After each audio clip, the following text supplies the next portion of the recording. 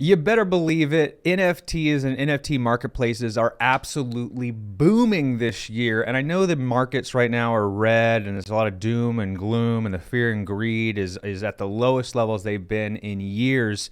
But don't you worry, because if we look at the Google Trends right now, you will see that non-fungible tokens, buying NFTs, just regular NFTs, the Opensea marketplaces, these are getting new all-time highs as far as search results are concerned. That means people are going to Google and searching these terms more than they ever have in the history of the existence of these terms. And so that, just generally speaking, just is incredibly bullish news for the whole space.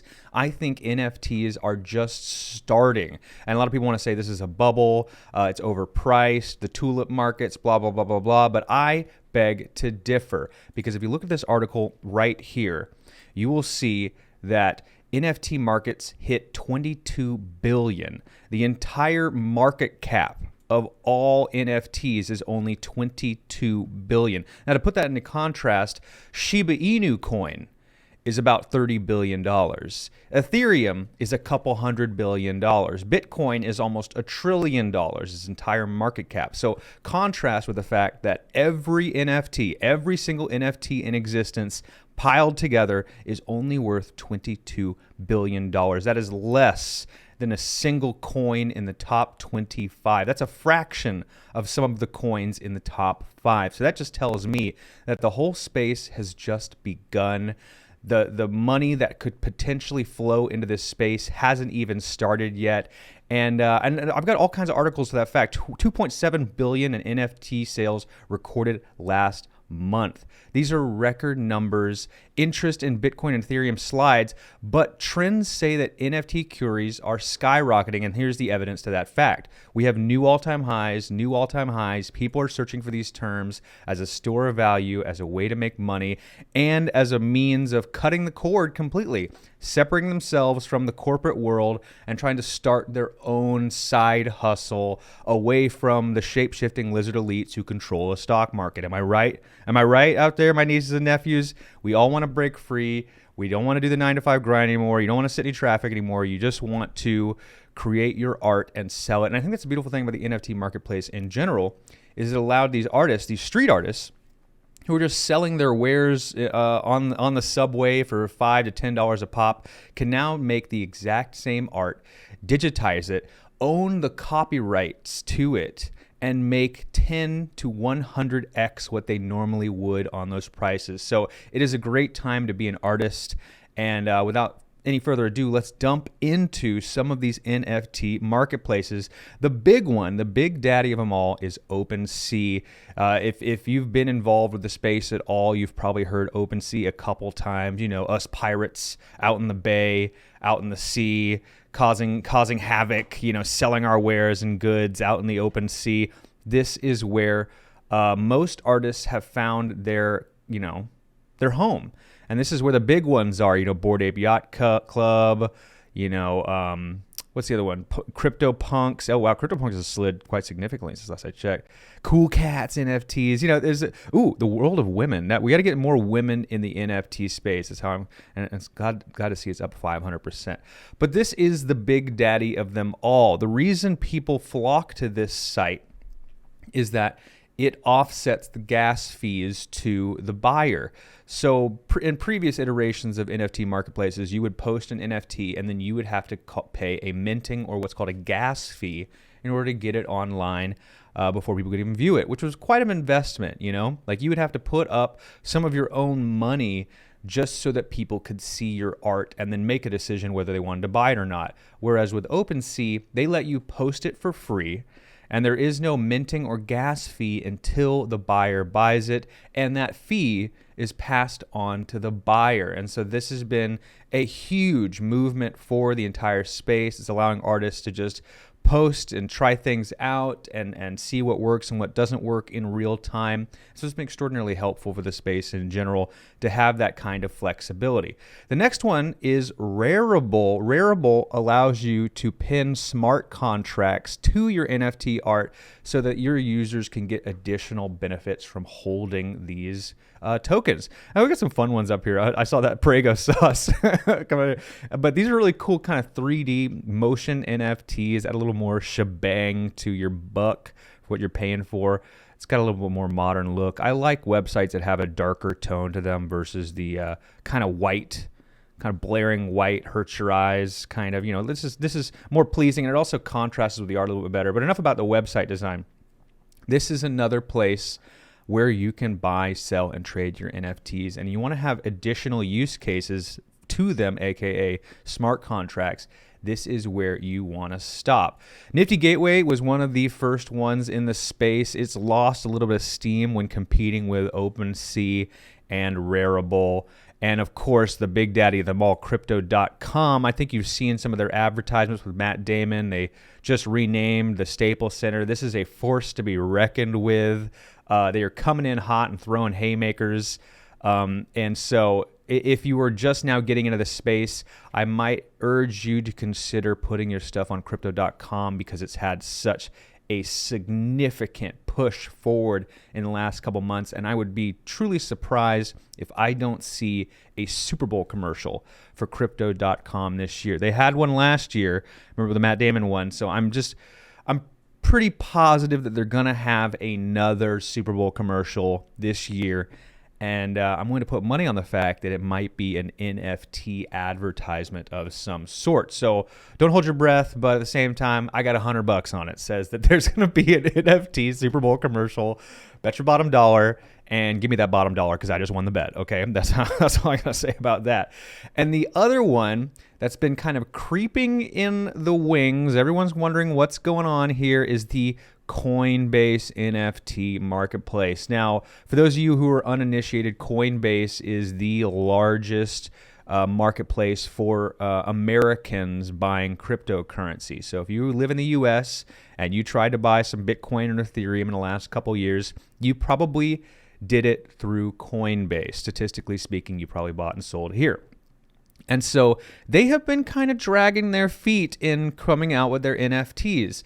It's kind of crazy. Like they announced it around the same time Crypto.com announced that they would be coming out with NFTs, but Crypto.com beat them to the finish line, and Coinbase is still kind of dragging their feet a little bit. I can only speculate that because they have to adhere to far more stringent restrictions in the U.S. or something like that, that they have to dot their T's and cross their I's. I love saying it that way. Dot their T's and cross their I's. Come on, kids, you'll get it. To make sure that they are playing nice with the SEC before they can launch anything. Whereas Crypto.com, I think, is located in Gibraltar or something like that, like in the Mediterranean somewhere. So they don't have to face the same kind of scrutiny that US-based companies have to. So I think that's what's going on here. They want to launch it, but they got to make sure everything's perfect. And so I'm, with bated breath, excited for this to come out, because one of the biggest sales pitches about, Coinbase launching their NFTs is you will be able to buy them directly with a credit card. Now, correct me if I'm wrong, I'm not sure if that's available on the other marketplaces. As far as I know, for example, with Opensea and Wearable, in order to buy and sell NFTs, you must first buy crypto. You have to get some crypto, Ethereum, Polygon, Solana, then put it into your MetaMask or Roll wallet, then pair that MetaMask and Roll wallet with the website, and then you can buy some NFTs. Whereas with Coinbase, you could just swipe your credit card and buy them right there without any of the additional red tape and jumping through any additional hoops. And that is going to be a huge springboard movement for the entire NFT space. I'm super excited for that to happen because that's going to send us into new all-time highs when there isn't that significant barrier to entry. And then as I'm talking about right now, I'm starting to realize that maybe that is the case. Maybe that's why they haven't launched this website yet because trying to buy and sell NFTs straight from the credit card is an additional strand of red tape that they didn't even think was going to be this as complicated as it was. And here they are, coming soon, maybe one day. Join the whitelist. Look at all these cool things you might be able to buy one day. Who knows? ? But this is going to be another one of those bullish pieces of news whenever this finally hits the market. This is going to be absolutely insane when it happens. Another resource I found recently when trying to buy and sell NFTs was the Ethereum Gas Measurements. And so I found this extraordinarily useful. Just go to ethgas.watch, and it tells you in real time how expensive the gas fees are. And what's more is it tells you when the best times to buy are. And so if you look at this, you'll see these are some low gas numbers right here. This is Saturday night. This is around 4 a.m. my time. So whenever it says 10, I'm in Seattle, so I'm Pacific Standard Time. So 10 is about 4 a.m. I think this is going off of Universal Time, UTC. And so if you look here, it says that around 4 a.m. my time, which is about maybe 5 to 6 a.m. on the East Coast. Am I doing that right? Yeah, that's right. That is the best time to buy NFTs. Whereas, during the day, look at these. They're almost triple in price during the day, during U.S. hours. Look at that. Oh, man, that's almost quadruple on Tuesday. It's almost like don't buy NFTs on Tuesday, Wednesday during the day, Thursday during the day. It looks like the best time to buy is Monday morning. So late Sunday night, early Monday morning. Same thing with Saturday. And looks like Saturday night was just a crazy time to buy NFTs. It really didn't dip that low at any point. But yeah, look at this. So if you were trying to buy NFTs around 4 a.m. my time Saturday night, you were cleaning up. And so I would encourage everybody who wants to buy NFTs, wants to save a little bit of coin, just wait a little bit. Wait till Saturday night. Watch the ethgas.watch website to make sure you're getting it at the right time. You don't want to overpay for these things. And just what I do is I like to save a couple tabs of NFTs that I want to buy, and I just put them on hold. And then I wait until a certain time of day, and then I initiate the transaction because I know they're not going to go anywhere, especially the ones I'm looking at.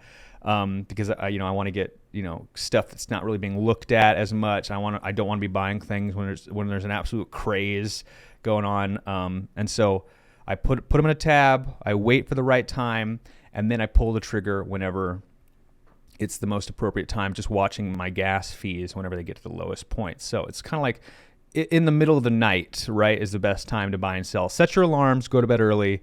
And you're going to get a better price for your NFTs.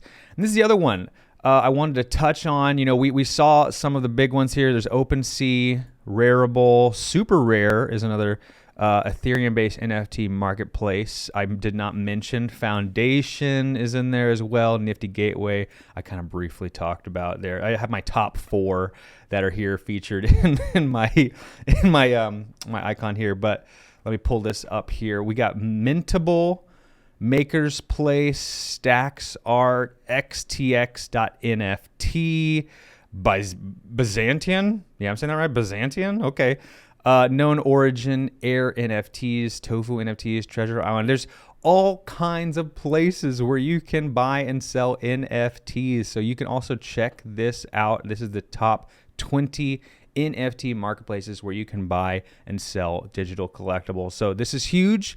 There are many more that I did not mention during today's episode that you might want to check out that might have a better deal. And it's also get in early before an explosion takes place if you're kind of a value add investor. And so make sure to check out these other locations that I may not have necessarily touched on during this episode if you are interested in buying and selling your NFT art.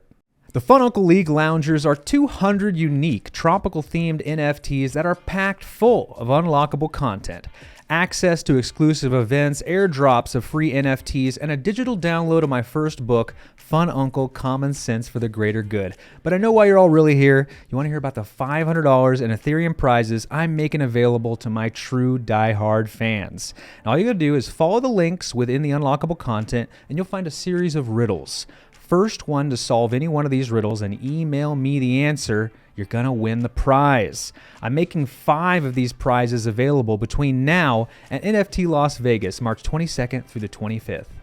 Now, if money is tight, don't worry, because I'll be giving away free NFTs on my Twitter page throughout the contest dates that are also available for prizes. What's more is all of you who continue to hold my NFTs will have an opportunity to win a free airdrop of my next batch of NFTs in the second quarter of this year. If this project is a success, I will continue to grow the prize pool as we go. Hop on over to Opensea today, and I look forward to seeing you all at NFT Las Vegas this March.